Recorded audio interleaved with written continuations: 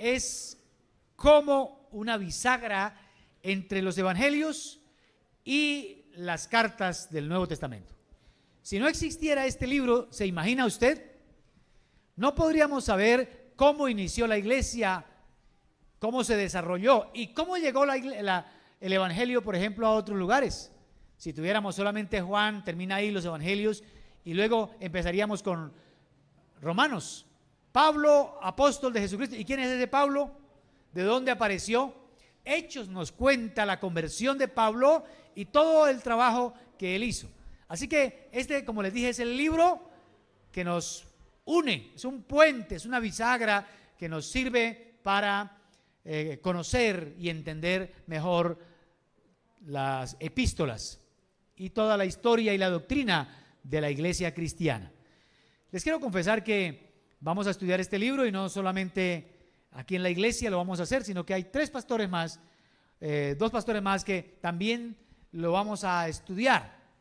Entonces hoy en otros lugares también están o van a predicar Hechos capítulo 1. El título de todo el año es Hechos para la gloria de Dios. Fuimos hechos para la gloria de Dios y el libro de los Hechos nos cuenta también la gloria de Dios. Vamos a leer hoy solamente la introducción, diría yo, versículos 1 al 5. Y nos vamos a dar cuenta de varias cosas. Hechos capítulo 1, versículos 1 al 5. Vamos a leer con mucha reverencia esta palabra del Señor para todos nosotros. En el primer tratado, oh Teófilo, hablé acerca de todas las cosas que Jesús comenzó a hacer y a enseñar, hasta el día en que fue recibido arriba, después de haber dado mandamientos por el Espíritu Santo a los apóstoles que había escogido, a quienes también después de haber padecido, se presentó vivo, con muchas pruebas indubitables, apareciéndoles durante 40 días y hablándoles acerca del reino de Dios. Y estando juntos, les mandó que no se fueran de Jerusalén, sino que esperasen la promesa del Padre, la cual les dijo: oíste de mí. Porque Juan ciertamente bautizó con agua, mas vosotros seréis bautizados con el Espíritu Santo dentro de no muchos días. Señor, gracias por tu palabra, porque es vida para nosotros, y rogamos que abras hoy nuestro entendimiento. Tú que eres el maestro, que preparas la tierra, tú eres el sembrador que prepara la tierra y también, oh Dios, la semilla que llega a ella. Por favor, Señor, glorifícate tú en medio de todas las cosas y bendice la iglesia. Por favor, que cada uno te pueda escuchar, que cada uno pueda aprender, que cada uno pueda aplicar en su vida lo que tú, oh Dios, le hablas. Te lo ruego en el nombre de Jesucristo. Amén. Se dice que este libro contiene desde lo que describe en el capítulo 1 hasta el capítulo 28, más o menos 30 años de historia. Es un libro histórico. Pero este libro fue escrito por alguien que escribió también un evangelio, y es el evangelio de Lucas. Este libro, Hechos, fue escrito también por Lucas. Y fue dirigido a un hombre llamado Teófilo. Yo quiero que usted mire y haga la comparación. Lucas capítulo 1 y Hechos capítulo 1. ¿Cómo inician? Y va a encontrar que los dos son dirigidos a este hombre. Yo quiero leer, como para tener un poquito de contexto, Lucas 1, del 1 al 4. Los que tienen Biblia o los que... Lucas capítulo 1, versículos 1 al 4. Dice: puesto que ya muchos han tratado de poner en orden la historia de las cosas que entre nosotros han sido ciertísimas, tal como nos las enseñaron los que desde el principio lo vieron con sus ojos y fueron ministros de la palabra.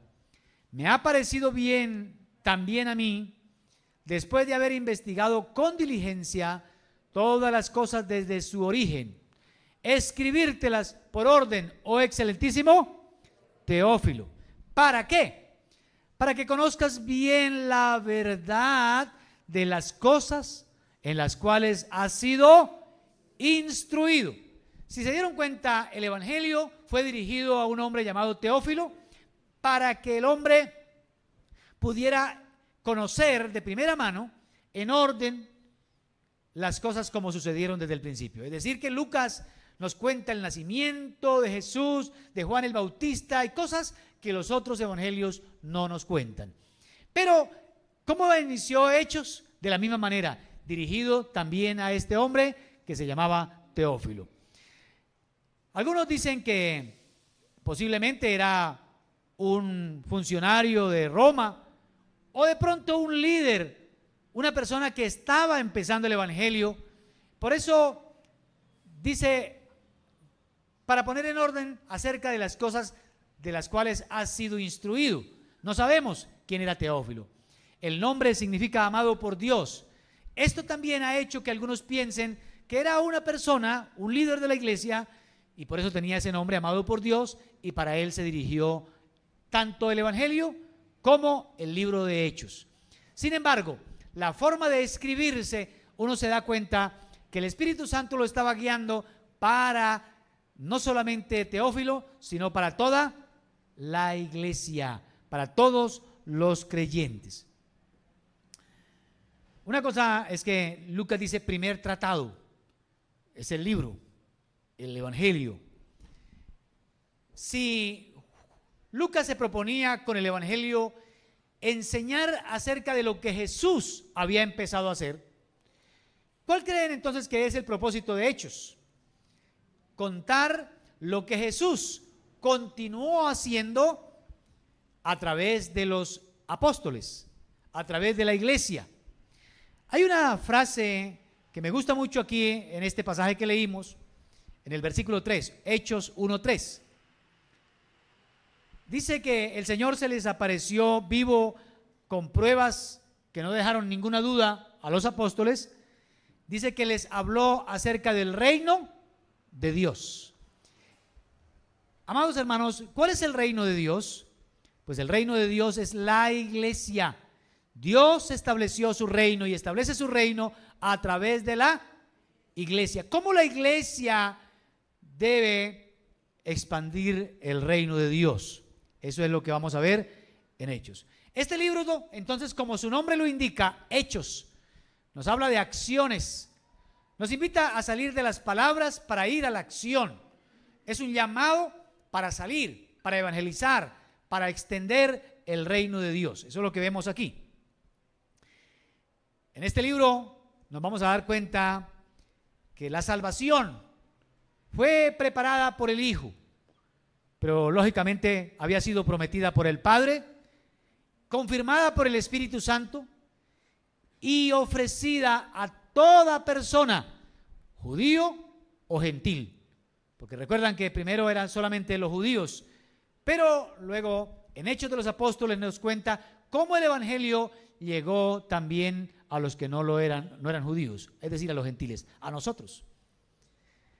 En estos primeros 5 versículos que leímos, vamos a ver cómo Dios, que es Padre, Hijo y Espíritu Santo, o como lo hemos llamado, la Trinidad, la Santísima Trinidad, ha actuado a través de la iglesia y sigue actuando. En estos 5 versículos que leímos, vamos a ver entonces hechos de la Trinidad. Quiero que usted, por favor, se ubique en los primeros 3 versículos de su Biblia, ahí donde empezamos. Y vamos a mirar los hechos del Hijo. Y vamos a mirar en el orden que está ahí, como se presenta en el texto. Dice, bueno, ya sabemos todos que el Hijo, Cristo Jesús, vino a la tierra, entregó su vida para salvar al hombre. El propósito de él era salvar al hombre, salvación. A eso vino. Él salvará al pueblo de sus pecados. Pero miramos todo el amor, todo el esfuerzo, toda la paciencia de Dios a través de su Hijo Jesucristo, para que nosotros pudiéramos ser reconciliados. Porque ¿qué es la salvación? La salvación es precisamente ser libres del pecado, reconciliados con Dios, con la esperanza de un día poder vivir con Él. Eso es la salvación. Dios quiere que todos los hombres puedan reconciliarse con Él, puedan ir al cielo también. Por eso vamos a mirar entonces los primeros 3 versículos. Y vamos a mirar los hechos del Hijo. Versículo 1. Hay algo que me llama la atención, es que dice: en el primer tratado, oh Teófilo, hablé acerca de las cosas que Jesús comenzó. Jesús comenzó, pero sigue haciendo, sigue trabajando, sigue actuando. Jesús sigue actuando. Y me llama la atención es que este libro y el Evangelio, los dos, fueron dirigidos primariamente a una sola persona llamada Teófilo. Y esto me invita a pensar en todo el esfuerzo, escuchen, todo el esfuerzo que el Señor hace para que una persona lo pueda conocer. Lucas, me imagino que tuvo que sacar tiempo para escribir, no sé, trasnochar, pero escribir un libro no es fácil. Lógicamente aquí contaba con la guía del Espíritu Santo, pero eso demandaba tiempo. Amados hermanos, esto me invita a pensar en todo el esfuerzo, además del sacrificio, además de la muerte, todo el esfuerzo que el Señor hace para que una persona lo pueda conocer. Yo no sé cuánto el Señor lo ha buscado, cuánta paciencia ha tenido, cuántas personas ha enviado, a cuántas personas ha sacrificado, cuánto dinero se ha invertido para que usted conozca el Evangelio de Jesucristo, para que usted sea salvo. Creo que me han escuchado hablar de mi testimonio. Yo fui acólito o sacristano, como llaman, monaguillo. Mi deseo era ser sacerdote, así que yo iba encaminado hacia allá, pero sin embargo yo no tenía un modelo ni una enseñanza que me invitara a mí a cambiar. Así que en esos 4 años siendo allí monaguillo, yo me emborraché, fui con los compañeros a las discotecas. Bueno, yo no bailaba, yo tengo 2 pies izquierdos, pero sí me empecé a meter en esto. Y recuerdan que, bueno, por ese tiempo salió la cerveza Costeñita y el comercial decía: toma Costeñita porque ya eres grande. Así que yo me estaba metiendo en ese mundo. Sin embargo, yo iba a la misa y sin embargo yo quería servirle a Dios. Y yo creo que el Señor me estaba buscando desde hacía mucho tiempo. Un viernes salíamos del colegio y había un grupo de personas repartiendo literatura, unos pequeñitos volantes, y hablaban precisamente de Cristo. Y nos invitaron a una reunión que iba a ser en el parque. Trajeron músicos, una orquesta, que a la gente le gusta la música y donde hay música la gente va, ¿cierto? Y allí en el parque, y trajeron un predicador de otro lugar. Después me enteré que eso costaba y que habían quedado endeudados. Era una pequeña congregación que había invertido porque quería que el pueblo conocieran a Cristo Jesús. El predicador que llevaron tenía 19 años en ese tiempo, era muy joven, así que muchos y muchas fueron allí al parque solamente para ver el predicador. Después en el colegio, algunas me decían, cuando pidieron que levantara la mano, yo la levanté porque yo quería ver de cerca a ese joven, el hombre, un tipo guapo. Lo cierto es que yo me tuve que ir y regresé a ese pueblo como a los 3 años, 4 años, algo así, y me encontré con el pastor de la iglesia. Y le pregunté: hermano, ¿cómo va la gente? Bueno, yo me congregué con ellos ahí, porque después de que me tuve que ir, me congregué como 2 meses, y habían como 4 personas de ese grupo que quedamos ahí. Pero al cabo de 2, 3 años le pregunté al pastor: ¿y qué? ¿Cómo va? Digo: hermano, el único que persevera es usted. Y yo tuve que llorar porque pensaba toda la inversión, todo lo que el Señor tuvo que mover, gente de otras partes, traer una orquesta, mover a un pueblo, solamente para salvar a una persona. Ese soy yo. ¿Cuántas inversión ha hecho el Señor? Porque quiere que usted lo conozca. Por eso aquí Lucas dedica tiempo, escribe 2 libros para hablarle de todos los detalles para que pudiera conocer a Cristo Jesús. Eso se habla de las acciones del Hijo. Ahora, mire lo que dice el versículo 2, que no solamente el versículo 1 dice que Jesús comenzó a hacer hasta que fue recibido arriba después de haber dado mandamientos por el Espíritu Santo. ¿A quiénes? A los apóstoles que había escogido. Mire, escogió a 12 y ser discípulo no era fácil, tenían que renunciar a todo y empezar a seguir. Durante 3 años comieron, caminaron, vieron al Señor dormir, navegaron con Él, 3 años escuchando enseñanzas. ¿Y qué estaba haciendo el Señor? Entrenándolos. ¿Para qué? Para que ellos quedaran listos para ir a predicar el Evangelio. ¿Y cuál fue el mandamiento que les dio? Mateo capítulo 28 dice: toda potestad me he dado en el cielo y en la tierra, por tanto vayan y hagan discípulos a todas las naciones. El Señor estaba preparando a 12. ¿Y qué mandamiento les dio? Vayan, vayan. En Marcos capítulo 16 versículo 15 les dijo: id por todo el mundo y predicad el Evangelio a toda criatura. Y yo ha enviado misioneros que han entregado su vida en el Amazonas, ha enviado predicadores que han sido insultados, vecinos que nos han compartido y posiblemente hasta los hemos despreciado, o a nosotros también nos han despreciado.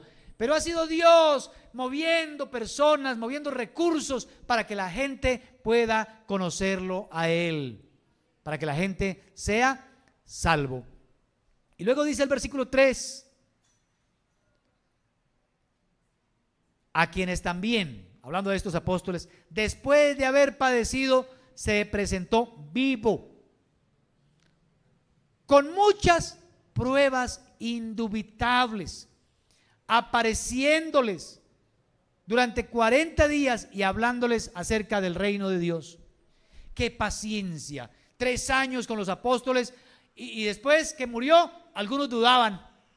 Pero para convencerlos de que Él había resucitado, durante 40 días se les apareció, comió con ellos, iban en el camino y ahí el Señor estuvo con ellos, para que no les quedara ninguna duda, porque el Señor quiere que nosotros tengamos certeza de que Él resucitó, y así como Él resucitó, nosotros también resucitaremos. Así como Él vive, nosotros también vamos a vivir, porque esa es la salvación que Él nos ofrece. Y dice que no les quedó duda. Amados hermanos, el Señor no quiere que usted tenga dudas. Es verdad que no lo hemos visto, pero tenemos hoy el testimonio del Espíritu Santo en nuestra vida. Amados hermanos, Cristo Jesús todavía sigue actuando, además de su sacrificio, además de su muerte que fue tormentosa, dolorosa. Él todavía hoy sigue buscándonos y utilizando medios, utilizando personas, utilizándolo a usted para que le lleve el Evangelio a otra persona. Esas son las acciones del Hijo. Ahora vamos a ver los hechos, las acciones del Padre. Versículo 4. Y estando juntos, les mandó que no se fueran. ¿De dónde? ¿Por qué? Dice, sino que esperasen. ¿Esperasen qué? La promesa del Padre, la cual les dijo: oíste de mí. ¿Cuál promesa les había hecho Jesús en nombre del Padre? El Espíritu Santo. Jesús había dicho que el Padre enviaría el Espíritu Santo, y Hechos nos viene a contar que definitivamente el Padre cumplió la promesa. Porque es que el Padre cumple promesas, ¿lo creen así? Dios no miente. Nosotros tenemos que creerle a sus promesas. ¿Sabe por qué hoy vivimos con mucha duda? ¿Por qué nos da miedo tantas cosas? Porque no hemos creído la palabra del Padre. ¿Saben cuál fue la primera promesa que el Señor le hizo a la humanidad? Génesis 3:15. Cuando el hombre pecó, de una vez le dio una promesa. Cuando le dijo a la serpiente: bueno, se vas a arrastrar y serás maldita, todo le dijo. Y le dice, Génesis 3:15: pondré enemistad entre ti y la mujer, entre la simiente suya y entre tu, bueno, dice, entre tu simiente y la simiente suya, esta te herirá en la cabeza, y la simiente de la mujer, según lo que dice Gálatas, es Cristo Jesús. Cristo hirió en la cabeza a Satanás. Dice, y la serpiente le heriría en el calcañar. Es decir, lo que la serpiente le hizo, la muerte, toda la tortura, no fue nada en comparación con lo que Cristo le hizo a la serpiente, al diablo, porque el Señor lo derrotó. ¿Estamos de acuerdo? Esa fue una promesa del Padre de que Él enviaría a su Hijo, que se levantaría el hijo de una mujer para derrotar a la simiente del pecado. 4000 años y Cristo vino a la tierra. Y me encanta cómo San Juan lo presenta. De tal manera amó Dios al mundo que dio a su Hijo, para que todo aquel que en Él cree no se pierda, sino que tenga la vida eterna. El Padre te ama, el Padre quiere que usted le crea, porque Él cumple promesas. Ahora, ¿hay más promesas en la Biblia? Claro que sí. Hay una de las promesas que me encanta, es saber que yo no estoy solo. Y creo que todos conocen y de memoria Isaías 41:10. No temas, porque yo estoy contigo. ¿Cuántos lo creen? No solamente Él, Cristo también dijo que estaría con nosotros todos los días hasta el fin del mundo. El Espíritu Santo está con nosotros hoy también. ¿Estamos de acuerdo? ¿Sabe por qué andamos con dudas y con muchos temores? Porque nos hemos olvidado que no estamos solos y pensamos que el Señor se olvidó de sus promesas. No es verdad. Él cumple promesas. Yo estoy contigo, no desmayes, porque yo soy tu Dios que te esfuerzo. Siempre, esa palabra siempre, subráyela en su Biblia. Siempre, siempre te ayudaré. ¿Lo creen así? Pues si usted me dice que yo le ayude, pues yo no tengo todas las fuerzas. Pero dice, siempre te ayudaré, siempre te sustentaré. ¿Con qué? ¿Con qué? Él tiene el poder. La diestra habla de poder, de su justicia. Él sí tiene la capacidad para socorrer a todo aquel que confía en Él. No sé si estás pasando por angustias, por pruebas, pero yo quiero decirles, el Padre cumple promesas. El Padre quiere que usted sea salvo y por eso cumplió la promesa de enviar a su Hijo para rescatarnos. Amados hermanos, esto también me invita a mí a pensar que los cristianos también debemos cumplir promesas. La Biblia dice, el Señor Jesús enseñó, vuestro sí sea sí y vuestro no sea no. No prometas si no vas a cumplir.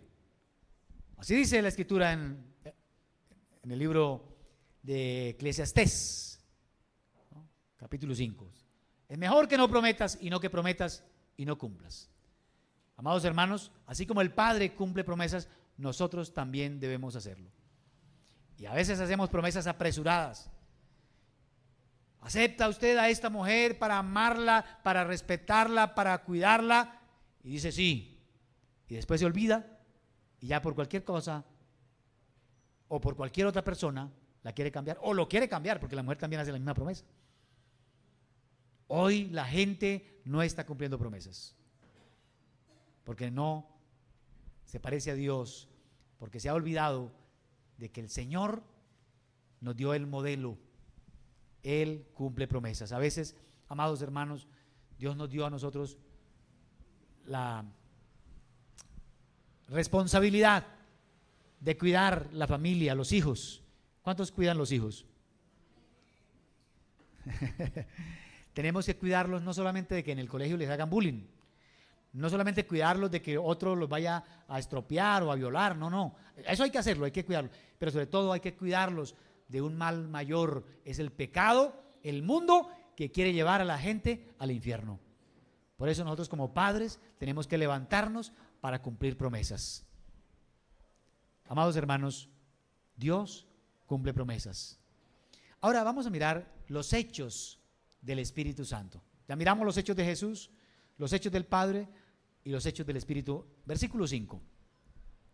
Porque Juan ciertamente bautizó con agua, mas vosotros seréis bautizados con el Espíritu Santo dentro de no muchos días. Amados hermanos, cada creyente debe recibir el bautismo del Espíritu Santo. Debe ser investido por Él, debe vivir con Él, debe tener comunión con Él, debe depender del Espíritu Santo. Él vino, y precisamente a partir de este pasaje, o del capítulo 2, el Espíritu Santo vino para llenar a la iglesia, para que pudiera cumplir la misión de predicar el Evangelio por todo el mundo. Y no solamente de predicar, sino de vivir la vida cristiana para la gloria de Dios. Tenemos muchas tentaciones, claro que sí. Tenemos muchos problemas, claro que sí.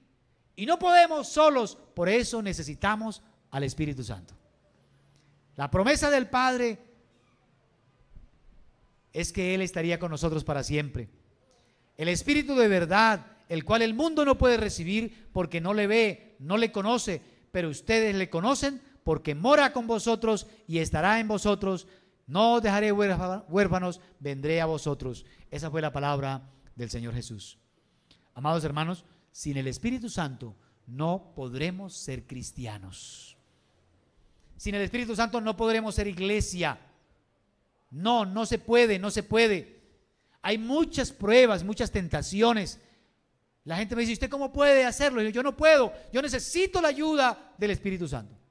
Yo dependo de Él. Amados hermanos, estamos en el tiempo del ministerio del Espíritu. Usted no puede ver a Jesús, no puede ver al Padre, pero podemos experimentar la presencia del Espíritu Santo en nuestras vidas. Él nos consuela. Cuando estamos angustiados, nos da fuerzas. Cuando nos sentimos tentados, Él está ahí para ayudarnos. Cuando estamos desorientados, Él es nuestro maestro, el Espíritu Santo. No sé si estamos conscientes de esa necesidad y le pedimos al Señor por medio de la oración que nos llene de su Espíritu. En el Evangelio de Lucas capítulo 11 versículo 13 el Señor dijo: pues si ustedes, siendo malos, sabéis dar buenas dádivas a vuestros hijos, ¿cuánto más vuestro Padre Celestial dará el Espíritu Santo a los que se lo pidan? ¿Cuántos quieren el Espíritu Santo? ¿Qué tenemos que hacer? Pedirlo, tenemos que pedirlo. Amados hermanos, ¿usted quiere tener comunión con Dios? ¿Quiere participar de la extensión del reino de Dios? ¿Quiere que Dios lo utilice? Entonces necesita la presencia del Espíritu Santo. Hoy creo que hemos visto en estos 5 versículos introductorios al libro de Hechos que Dios, Padre, Hijo y Espíritu Santo han obrado, han actuado y lo seguirán haciendo para que la iglesia pueda hacer lo que Él planeó, para que cada creyente pueda tener una relación muy personal con Él. Incline su rostro, por favor.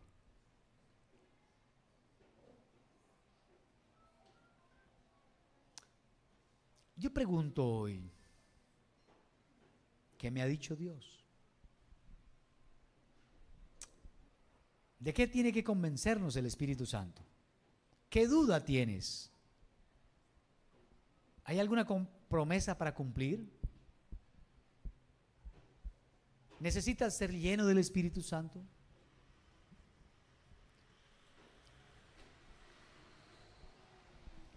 Cada uno ahí pensando,